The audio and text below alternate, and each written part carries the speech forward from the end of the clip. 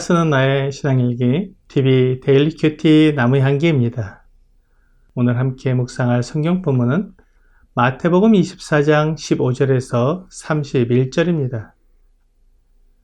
그러므로 너희가 선지자 다니엘이 말한 바 멸망에 가증한 것이 거룩한 곳에 선 것을 보거든 읽는 자는 깨달을진저. 그때 유대에 있는 자들은 산으로 도망할지어다. 지붕 위에 있는 자는 집 안에 있는 물건을 가지러 내려가지 말며 밭에 있는 자는 겉옷을 가지러 뒤로 돌이키지 말지어다.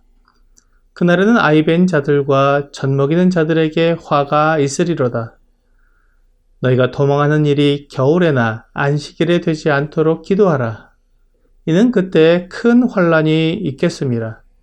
창세로부터 지금까지 이런 환란이 없었고 후에도 없으리라. 그 날들을 감하지 아니하면 모든 육체가 구원을 얻지 못할 것이나 그러나 택하신 자들을 위하여 그 날들을 감하시리라.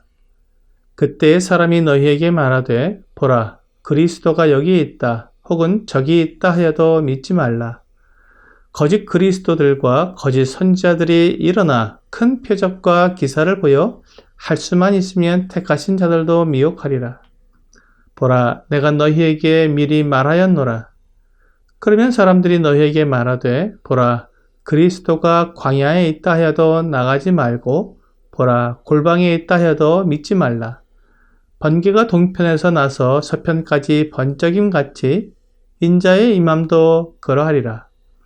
죽음이 있는 곳에는 독수리들이 모일 것이니라.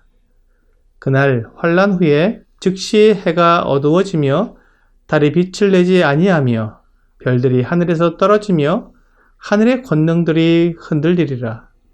그때 인자의 징조가 하늘에서 보이겠고 그때 땅의 모든 족속들이 통곡하며 그들이 인자가 구름을 타고 능력과 큰 영광으로 오는 것을 보리라. 그가 큰 나팔 소리와 함께 천사들을 보내리니 그들이 그의 택하신 자들을 하늘 이 끝에서 저 끝까지 사방에서 모으리라. 주 예수님께서 다시 오실 때의 모습은 분명한 증거가 있어야 할 것입니다. 주 예수님께서 베들레헴에 태어나셨을 때에도 분명한 특징이 있으셨던 것처럼 아무나 그리스도라고 주장할 수 없도록 누구나 알 수 있는 분명한 특징이 있어야 합니다. 그 첫 번째로 15절에서 말씀하고 있는 대로 선지자 다니엘이 말한 바 멸망에 가증한 것이 거룩한 곳에 선 것을 보거든이라는 확실한 증거가 있습니다. 이는 다니엘서 9장 27절을 인용한 것입니다. 다니엘이 말한 이 거룩한 곳은 성전을 가리키고 있습니다. 성전에 멸망에 가증한 것이 서게 된다는 것입니다. 멸망에 가증한 것은 우상을 가리키는 말입니다. 그러니까 하나님의 성전에 우상이 서게 되어 사람들이 하나님의 거룩한 성전에서 우상에게 절하게 된다는 것입니다. 이것이 야곱의 대환란의 분명한 징조입니다. 오늘날 예루살렘에는 하나님의 성전이 없습니다. 주 70년에 로마의 타이터스 장군에 의해 파괴된 후에 다시 세워지지 않았습니다. 지금 성전사에는 이슬람교의 황금돔이 세워져 있습니다. 이스라엘은 지금은 성전선에 하나님의 성전을 건축할 계획을 세우고 있습니다. 사실 성전 재건축에 대한 준비는 이미 다 마쳐졌다고 합니다. 언제든지 곧바로 건축할 수 있다고 합니다. 이렇게 성전이 건축되어지면 그곳에서 하나님께 제사를 드리게 될 것입니다. 그런데 놀랍게도 적그리스도가 그 하나님의 성전에 우상을 세우고 절하게 만들 것입니다. 그러면 이스라엘 백성에 대한 환란이 시작될 것입니다. 그래서 그때 유대에 있는 자들은 산으로 도망하고 지붕 위에 있는 자는 집 안에 있는 물건을 가지러 내려가지 말며 밭에 있는 자는 겉옷을 가지러 뒤로 돌이키지 말라고 말씀하십니다. 이런 장면은 마치 집에 불이 났을 때나 지진이나 홍수와 같은 큰 재난이 있을 때 매우 급박하게 피하는 모습을 보여주고 있습니다. 이스라엘의 환란이 시작되면 이렇게 급하게 위험이 찾아올 것입니다. 그리고 그 도망하는 것이 방해받지 않도록 겨울에나 안식일에 일어나지 않기를 기도하라고 말씀하십니다. 임신한 사람이나 젖먹이를 데리고 있는 엄마는 도망하기가 너무나 어려울 것입니다. 그래서 그들에게는 고통이 따른다고 말씀하십니다. 이렇게 어려운 때에 사람들을 유혹하기 위해 많은 사람들이 그리스도가 여기 있다, 또 저기 있다고 말할 것입니다. 하지만 결코 그들을 믿지 말라고 말씀하십니다.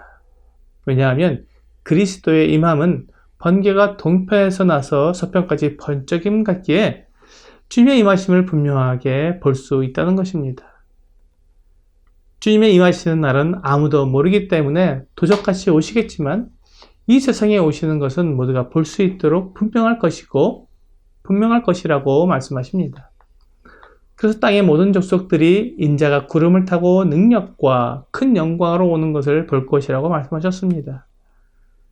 그때 많은 거짓 선지자와 거짓 그리스도가 일어나서 표적과 기사를 보이며 사람들을 유혹해서 자기의 이익을 구하게 될 것입니다. 큰 환난으로 인해 두려움에 떠는 사람들이 또한 거짓 선지자와 거짓 그리스도에게 속임을 당함으로 절망과 낙심으로 인해 아비규환의 상태가 될 것입니다. 오늘의 적용 질문을 보겠습니다. 세상 끝이 다가옴이 나에겐 절망의 날인가요? 아니면 복스러운 소망이 이루어지는 날인가요?